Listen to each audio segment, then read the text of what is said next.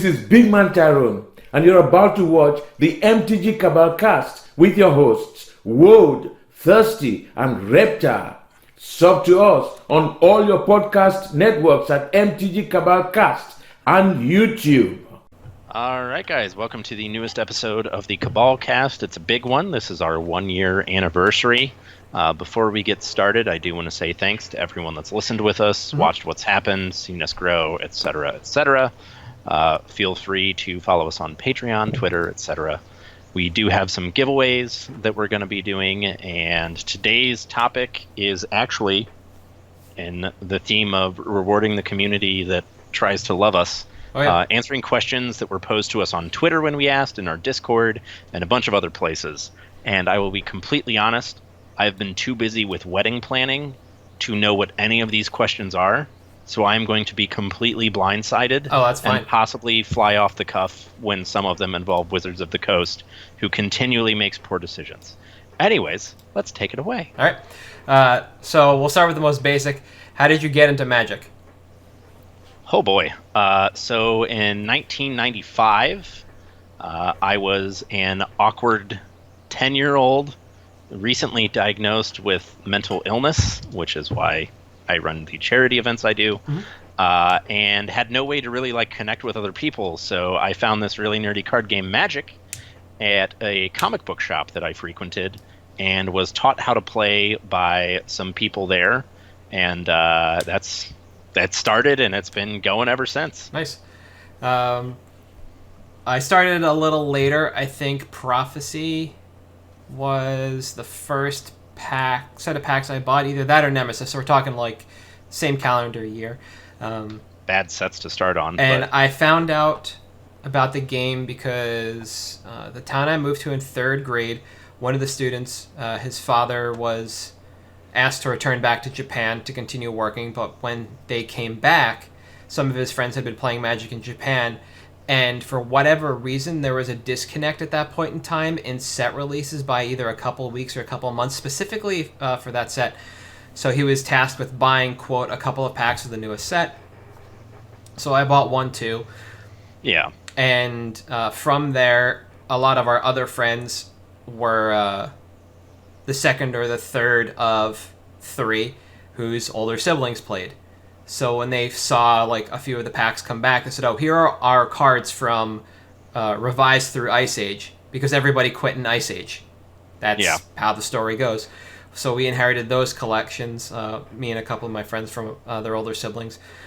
And then some of our friends just gave us more of their craft from that era and time. And we just started playing kitchen table at houses or at lunch. And then one of our friends' parents called a comic book store a couple towns over and found out they held F&M. They didn't sell singles. They just had packs and held F&M. Okay.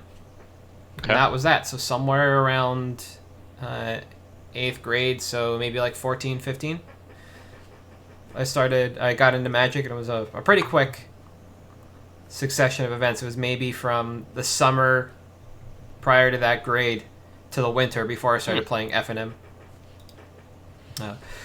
So this next question is a little interesting. What's changed from when you started, but talking specifically about things like buyouts? They exist. Which was not something you and I dealt with back then. We had Scry and Inquest magazines, and nobody had enough interest to want to buy out the market. One of the interesting things that did happen in our timeline, but no longer happens, is extreme box mapping. Oh yeah. So God books don't exist anymore. It's not even. Back then they did. Oh yeah. The last one was it right around Rav or Time Spiral?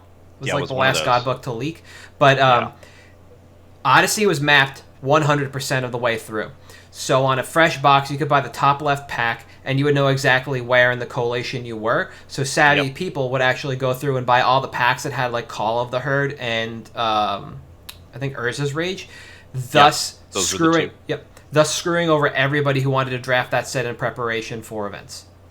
So aside from the fact that buyouts now happen, the extreme box mapping is something that's brand new, but the idea of the backpacker or the independent vendor has always kind of been there, because everybody, despite the fact that the internet wasn't that prevalent or nearly as accessible as it was now, had a price guide on hand, be it Inquest or Scry.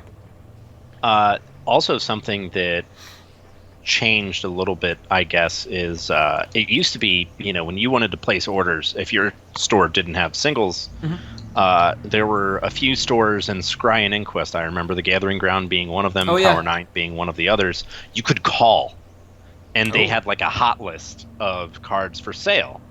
And I still have it somewhere. There's one that has the Gathering Ground selling the Tabernacle of Pendrell Vale for $30. Oh yeah. Looking back at those prices are ridiculous. I have this burned into my memory of when I bought my first set of like D&D dice. I spent $5 less on that than a Lotus. Yeah, I mean, I remember Lotuses were $100, and that was too much money for a piece of cardboard. Oh yeah, this was even before that. Like I had bought those dice before, like somewhere in 4th or 5th grade. So at that point we were moving through like Tempest block, and Power hadn't really bloomed at all yet. Yeah. Right. Absurd.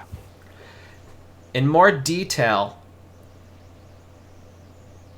if Paper Magic will survive in the long-term future, say 10 years, where do you think we'll be?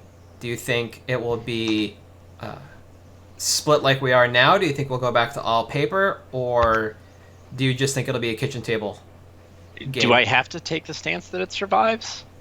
Only because this question asked. Okay, this question asks, assuming it does. Yeah. I think, especially after the announcements today,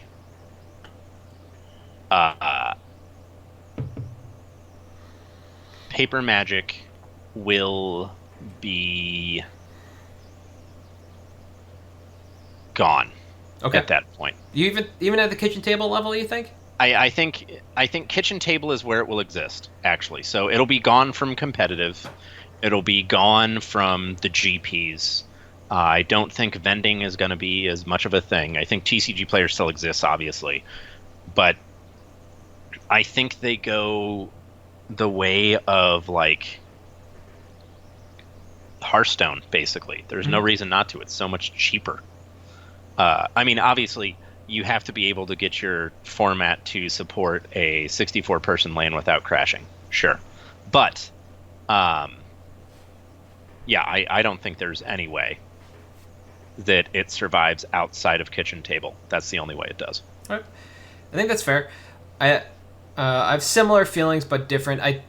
To me, I think Paper Magic survives, but it's only going to survive by the graces of Eternal formats. I agree that... I just don't think... It's weird, because you can't have Eternal formats and not have Standard, because you need to get new cards printed in the digital format into paper to keep those formats alive. Yeah. But the game is still bound to the social aspect. So it might... I can't imagine a world where it's just going to be a bunch of Masters products released all the time to get Standard cards out there.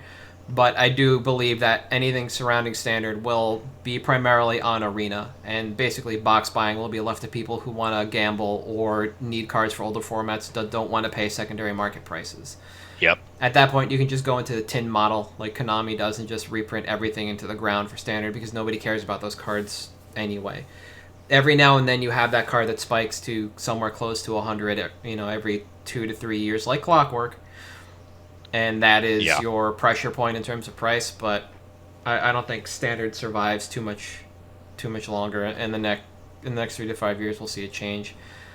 Looking further out, forecasting 10, unless Arena accepts all formats, and there's a way to move your collection from Moto to Arena and paper to Arena, then I still think there's going to be some paper played at a competitive level. Yeah. But I don't think it'll be nearly as much as it is now. No. That's fair. All right. So, this one's a listicle. Your top 5 picks, not just for money in terms of growth, but longevity in terms of stable price. And I can go first on this one because I filled this one out. I took the time to do it. So, in terms of longevity and just holding a stable price, I kind of have 3 silos for this. I think power, duels, and iconic old school cards in like Jazam Gym and Library of Alexandria. Cards that were the face of marketing material, basically, when I think of those iconic cards, not just Lotus, etc. And I don't think when it comes to power and duels, you're going to see Alpha, Beta really... they'll hold price, but they won't grow as much as Unlimited and revised versions of those cards will over time. Obviously, with things like Jazam and Library, you only have one printing. So be it in that regard. So I'll say those are 3 of my 5.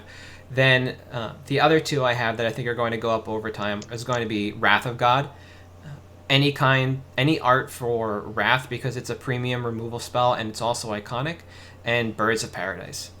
Those cards are legal in every other format that isn't Standard, Brawl, or some mutation off of Standard, and they're always sought after and played in any one of those formats, combined with the iconic nature of those cards, but to a lesser power level and notoriety than the 3 silos I mentioned. I think those 2 in particular are going to be decent vehicles for money in the long term. I picked up an Unlimited Wrath last year, and within a few months, it almost doubled in price because Wrath as a whole just kind of climbed, unbeknownst to a lot of people. It just disappears. It's a 4 CMC removal spell in Commander, and a fairly underpowered color, which basically demands all premium removal. And that card is just going to slowly disappear over time, and we won't see it outside of Master sets. Yeah. All right, what you got? I saw you scribbling. Yeah, so I left Reserve List off of this because you went for it with the 3 pillars, and I think it's, the obvious. One of us had to choose it. Yeah. You went first, which is nice. So got that one out. So I went for Star Foils, which, as we all know, is kind of my thing. Yep. Just old set foils from when they had the star in the bottom corner, I think is really solid. It's hard to counterfeit. 7th edition foils already through the moon. Yep. So I think those are good. Second is Shocks, because even if Modern goes the wayside, Pioneer, I guess, is going to be jammed down our throats until we can't take it anymore, and is like guaranteed to succeed because of the effort that Wizards is putting into it. So Shocks will be worth money. Yep. The next 2 are Trade Binder All-Stars. So it's the type of thing that, like, you can put it in a trade binder and it will always get you $1 to $5. And no matter how many times it gets printed, especially with a second one, it'll always be worth that. And that's Lightning Bolt and Soul Ring. Okay. Those 2 always trade out. Everyone always needs multiples. It's something you can pick up and sink value into, and it's fine. They're much more stable than Shocklands are, because as we saw when RTRTR came out, they tanked to like sub $10 for all of them. Yes. And the 5th one is Mountain Goat, because eventually I will own them all. You'll own them all. It's like that guy forever ago on Modal who was trying to collect every Stone Rain. Not every art, every single Stone Rain. Every Stone Rain, yeah. Yeah. I don't know where he went, but he was out there. Stone Rain guy's still there somewhere kicking around, I'm sure. I like cards like Soul Ring in particular. It's not to say that Lightning Bolt isn't a good call, because the Lightning Bolt was a handful of cards that would trade out at the same rate alongside like Dark Writ and Brainstorm. You could always count on those cards to trade for somewhere between $0.25 and $1 or a resell for that much. But Soul Ring is a little more special now because of EDH, and everybody, generally speaking, that plays EDH wants a Soul Ring. So they're just super liquid. And like you said, they're printed, they dip for a second, and then they just disappear and back up. So it's a good call, especially with the Commander Masters announcement. It's a good kind of microcosm to think about. Like, you need some all-star mythics in that set to push it, and any good mythics in that set are just going to stumble in the short term and then rebound immediately. Yeah. Okay. This one is a little more interesting. So the question is, what card do you always try and get out of a binder for no other reason than to own? And I'm going to caveat this, you can't say Mountain Goat. So I'll get... you want a second to think about it? Yeah. Okay. So for me, and this has become harder and harder because not a lot of people have them, it is Crimson Hellkite from Mirage. Great. From Mirage or 6th edition for no other reason than that Jerry Grace art just speaks to me on a level I can't describe. I don't know how many of them tucked away in an infinite spec box. I expect them to go nowhere but that box, but I love that art.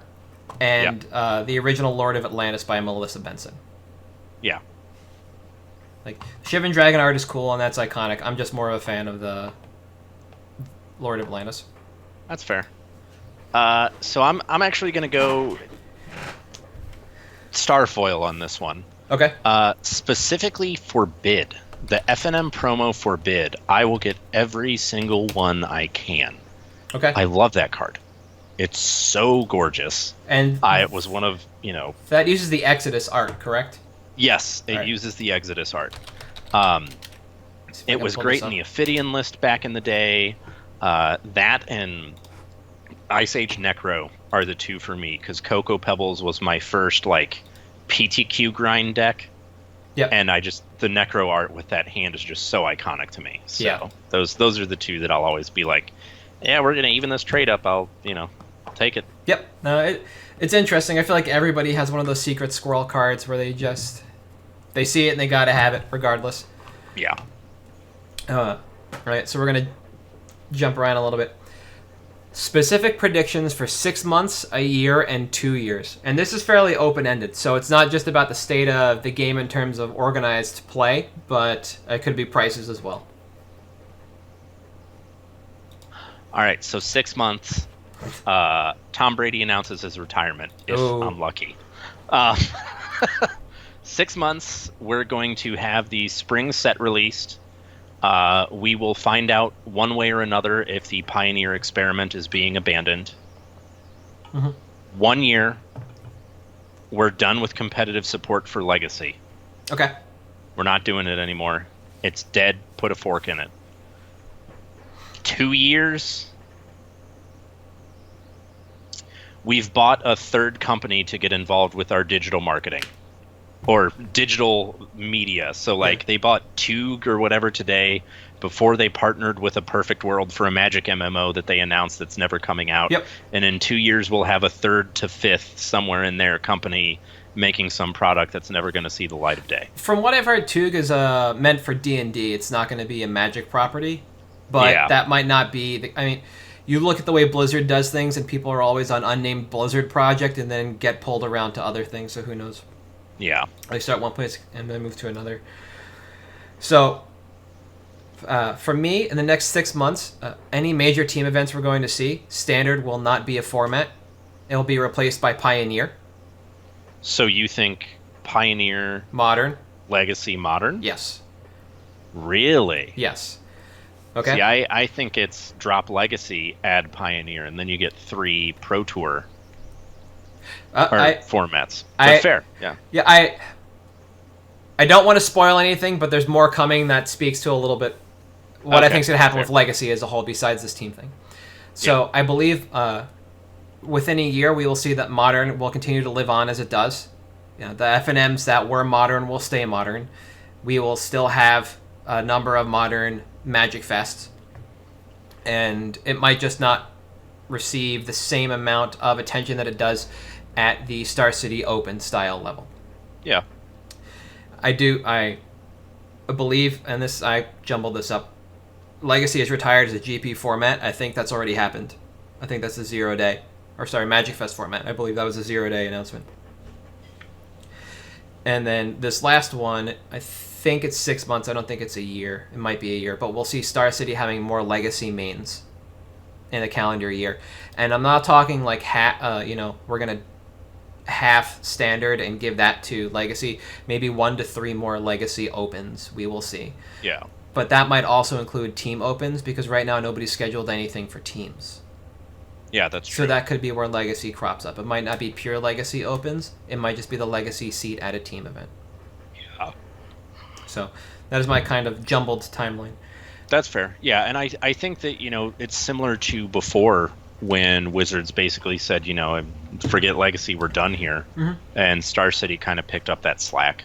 Yep. So hopefully that's what we see. And that's exactly what I think happens. Star City's been refining the area that they go to for long enough now that they know who comes out for what. And when you put Legacy on the East Coast in the Baltimore area, you bring it up to the Northeast in Worcester. You can take it out to Indy. You can get people to come out. Or you put it in the Midwest, somewhere in between Indy and Dallas. You'll get people to drive to that midpoint or fly in. Maybe Denver in that area. You'll see people come out for those events, and I think they'll pick up what WotC dropped in Legacy. Yeah. Right. So this was a better question before today, because this is basically next week's pod. What actions and how they've changed your business model moving forward? Sorry, WotC's actions and how they've changed your business model, or how you're going to move forward.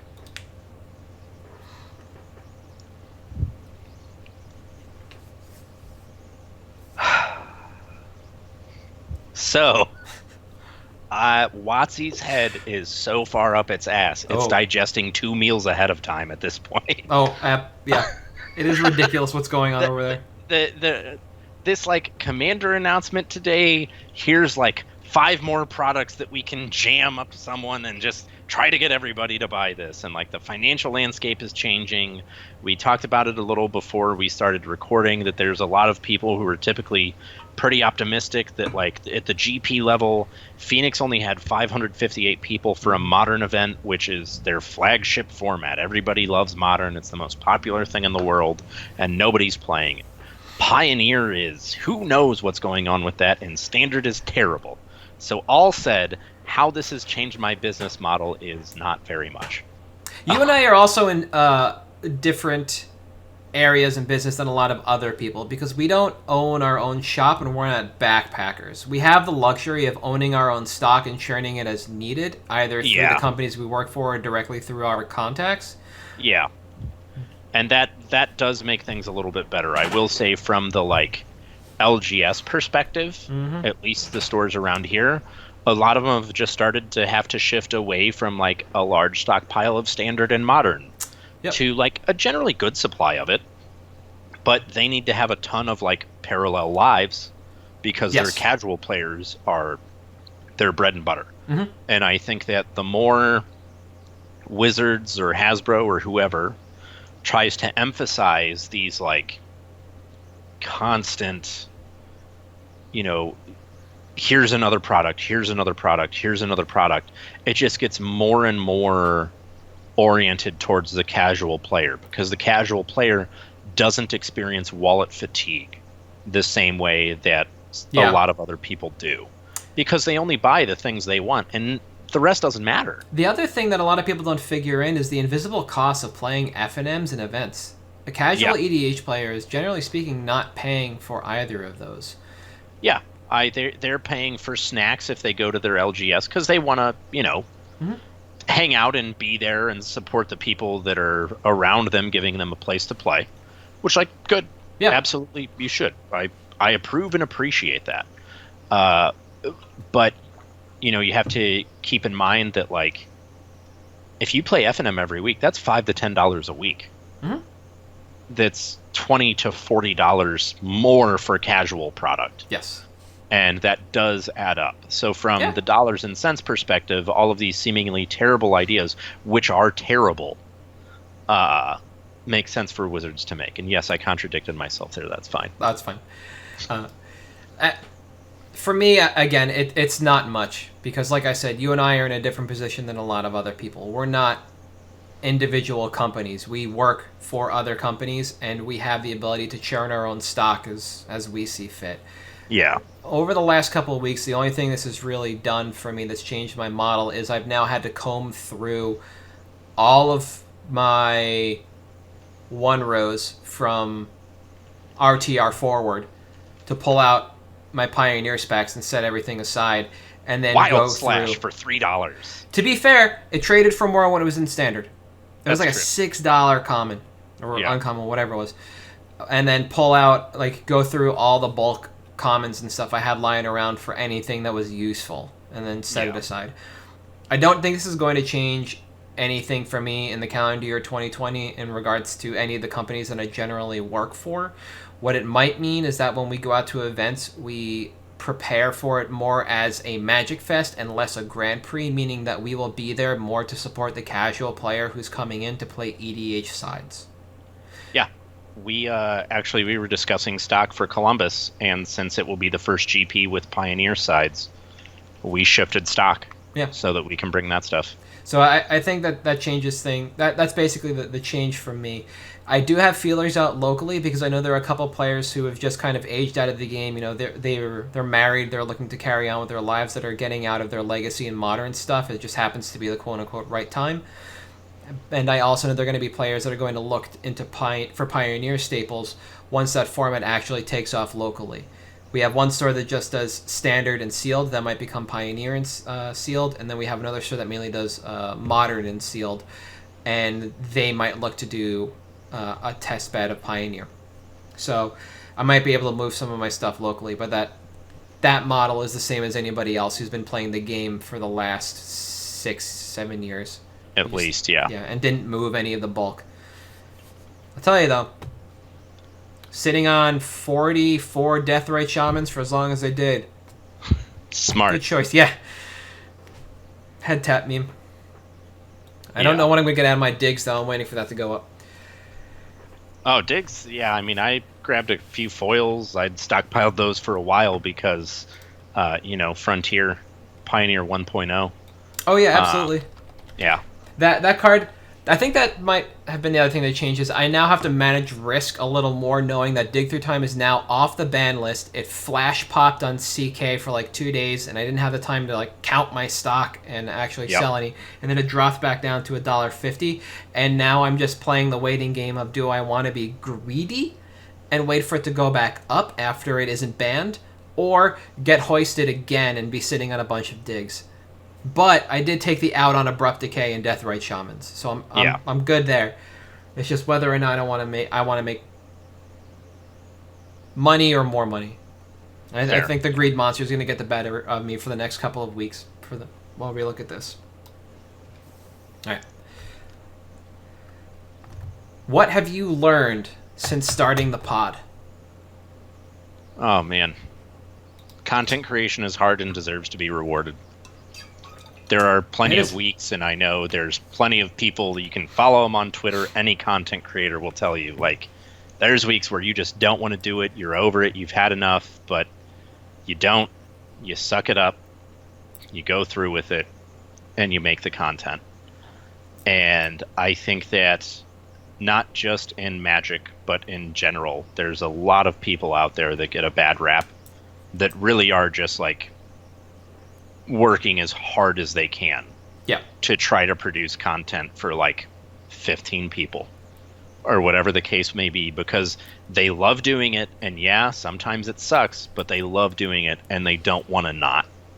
So I learned that I still enjoy video production, but I hate the amount of time it takes to render a file. Yeah. I'm basically rendering the audio takes about 4 minutes to render down a 40-minute to an hour-long podcast. 4 minutes. That's really easy. And because we strive, like, one of the tenets behind the scenes was just like no edits. It's just all stream of consciousness. That makes the job even easier. I don't have to sit down and listen to it again. That's fair, yeah. But it is the fact that I have to lock my computer down for about an hour 20 while I render each video. That kills me on the inside. Aside from that, I also learned that I still hate marketing for content creation, though I do not mind being a loudmouth mouthpiece on Twitter. Oh yeah. I just old man yells at cloud. I love it. Yep. That part of the marketing I'm in for, or just like interacting with people that feel the same way. Like when I was talking to the spike feeders, I think over the summer, they were like, "What did you learn in your content creation that just blew your mind?" And we talked about audio tracks. We like geeked for a couple of hours about that. Yeah, like those guys are great. Woo! That stuff's a blast. And without this, I never would have learned about that. So that's a shining star there. These next two questions are kind of go hand in hand. Jokingly, somebody asked how long we've been together, and I think the answer for that is 2 years, and how we met. And we met in another Discord for Magic Finance. But the question it ties into is the foundation of the Cabal. So it all just kind of spins together off of the MTG Finance subreddit. Good old golden capitalist calling them out. So, man, I don't even remember. It was like November a couple of years ago. Maybe it's 3 years. We've technically known each other over the internet. Yeah. There was discussion about starting the Discord, and a bunch of us jumped in as 0-day adopters to that Discord, and it was effectively just us. It was just kind of a ghost land started by HP94, I believe one of the progenitors of the MPG Finance subreddit. Yeah. And we just kind of floated along in there one day, and then there was a handful of buffoonery, and the gentleman who did the coin grading podcast with us last December, Larry, actually started another Discord for the bunch of us who were just talking and enjoyed actually dealing with finance, because it wasn't like finance and advanced finance. It was just like we were the people that were actionable because we had the liquid capital. Everybody else was just kind of like there to be there, and without us, it was just kind of dead. So after the buffoonery, we were just like, all right, you run things the way you want to run it, and we'll run our thing the way we want to run it. Yeah. And that was kind of it. We started the other Discord, and our first real like come together as a group for the Cabal was the Aether Revolt release Star City Open, where we just bought Aether Sphere Harvesters, Rishkars, Walking Ballistas below 10, and the Dark Confidant. Yeah.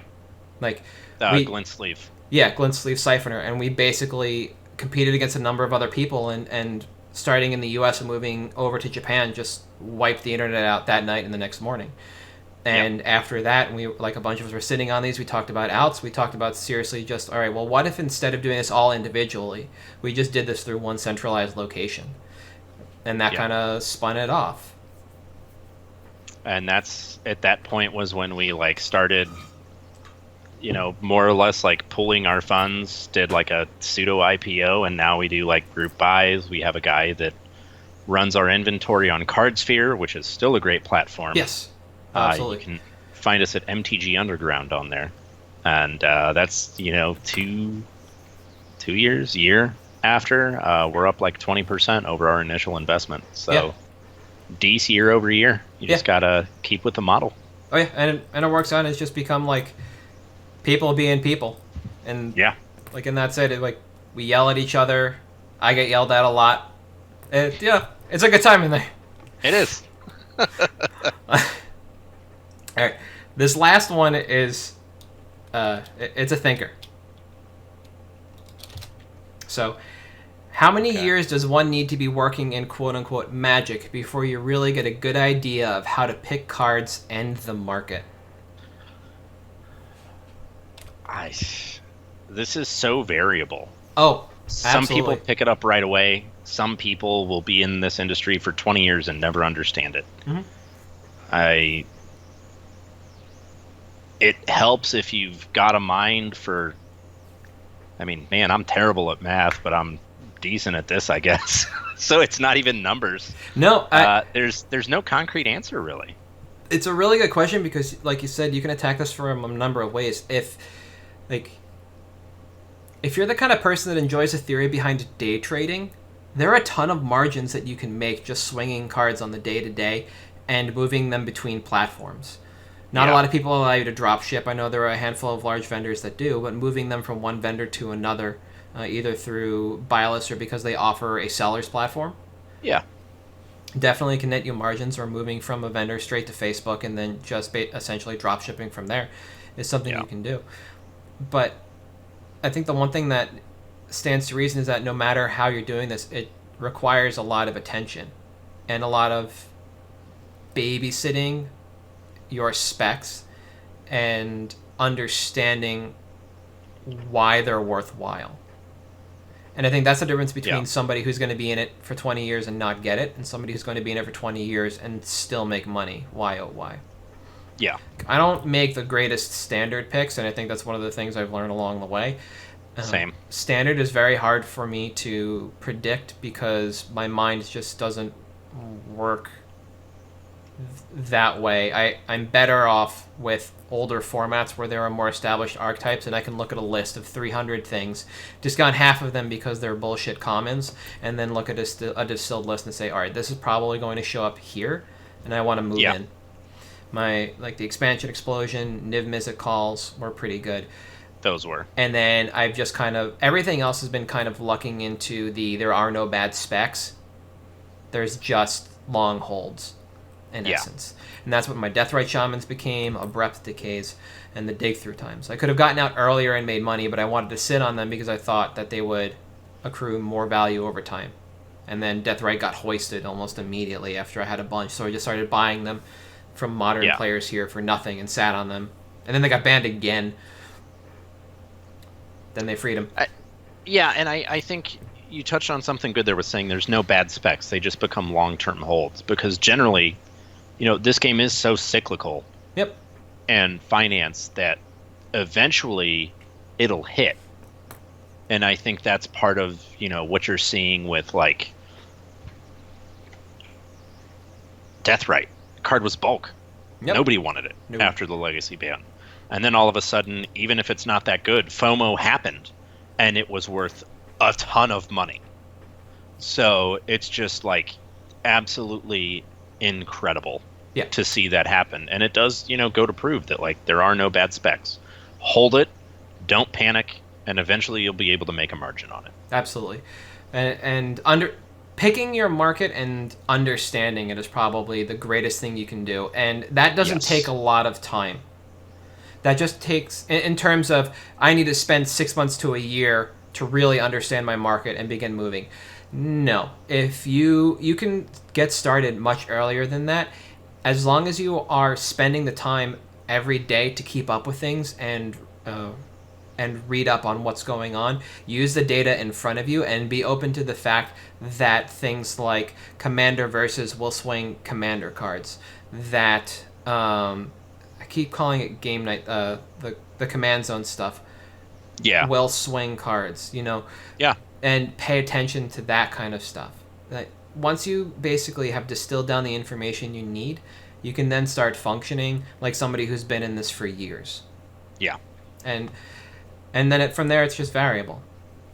But that was the last question we had, I believe. Really. That's a good one. I actually like that one the most. Yeah, that's why I put it for last. Like I said, it was a thinker. I didn't read it. I mean, I read it ahead of time, but I didn't give it any thought because I wanted to off the cuff it. But I like it. We get some decent questions from our patrons and our Twitter followers.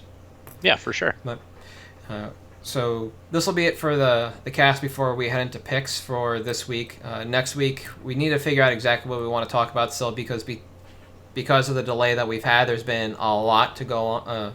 Going on, so we need to figure out exactly where we want to operate. There have been a ton of Pioneer deck lists that have come out. There's somebody on the Pioneer MTG subreddit has compiled a list as of yesterday or the day before of every 5.0 list and every card contained within those lists, and basically has made the data available for people to slice and dice so you can see what's going on and trending. And it gives a pretty nice view of the format from a card utilization standpoint, not a deck archetype standpoint. So the data's starting to come out. We just need to figure out where we want to be over the next couple of weeks. But it'll be great. I'll be super hungover post bachelor party, so tune in. So for picks for this week, I went with Hazaret the Fervent. There were a number of Frontier decks that were just mono red aggressive that kind of capped out at Hazaret, and that deck was one of the pillars of the Frontier format and the Frontier format leagues that are still running on Cockatrice. and I figured from the list that I was seeing where Hazoret was currently being utilized in the top end of Boros aggressive decks and mono red non-prowess decks, that this card was going to see play, despite the fact that it was in a challenger deck, further reducing its or suppressing its price to under $4. This is a card that should pick up, and we're not going to see it be the 20 some it was prior, but we should see this eke towards 8 pretty quickly once the format really like settles in. And I think this is a card you can capitalize on in that time period. People basically just started taking the decks they knew that weren't mono red aggressive or mono red prowess and started jamming them. So you were seeing a lot of Jeskai lists, combo and not over the past couple of weeks, and you're seeing a lot of black green hardened scales or control. Yeah. And there's definitely some decks out there that are just pure experimentation. And Hazoret is on this list I mentioned. There are 2 decks that ran it that 5-0'd. So there is traction here. It does have, albeit a small pedigree. And this is a card that I do believe in over the next, let's say, 6 months to a year. There's no reason why this card ever needs a reprint outside of a master set, unless they want to do some weird god cycles somewhere, and is going to be a premier top end for any red aggressive deck that either wants to use vehicles or doesn't want to rely on the prowess mechanic with Temur Battle Rage. Oh, and especially, you mentioned the lists a second ago. The 5-0 list came out of the Pioneer League, and there were quite a few red lists that had the top end of their curve at Hazoret. So I think it is the preeminent, because there's no path to exile. No. Like, you don't have that in this format. So there's not an effective way to really get rid of Hazoret. So I think as Pioneer continues to exist, it'll just be better and better. Yeah. She'll just keep trucking along. Yep. Yeah, like I said, she's 380 when I checked, and because I haven't pulled up an MTG stocks for our viewers yet. Oh, not Hazoret's favor. I don't think she's moved at all, which makes her pretty nice. Oh, actually, she has. Oh. Yeah, she spiked conveniently. Oh, there you go. My pick was great, because Mero said that we would not get any Brawl product with Return to Theros. And then my pick was terrible. 12 hours, or not even 12 hours, but like 6 hours ago it was terrible. Yes, 6 hours ago, because they're like, here's 1 million Commander products. So, my pick is Arcane Signet. I still think it's a fine pick short term. It is at its absolute floor and is easily, outside of Sol Ring, the best mana rock we've had in a while for Commander. It's certainly the best colored mana rock, because it beats all of the talismans, it beats Felwar Stone, the signets. It beats Cornucopia, the signets. Like, it just does everything you want at the cost. And at $10, I'm still able to pick this up for $6-7. Low is, somewhere around 9-10.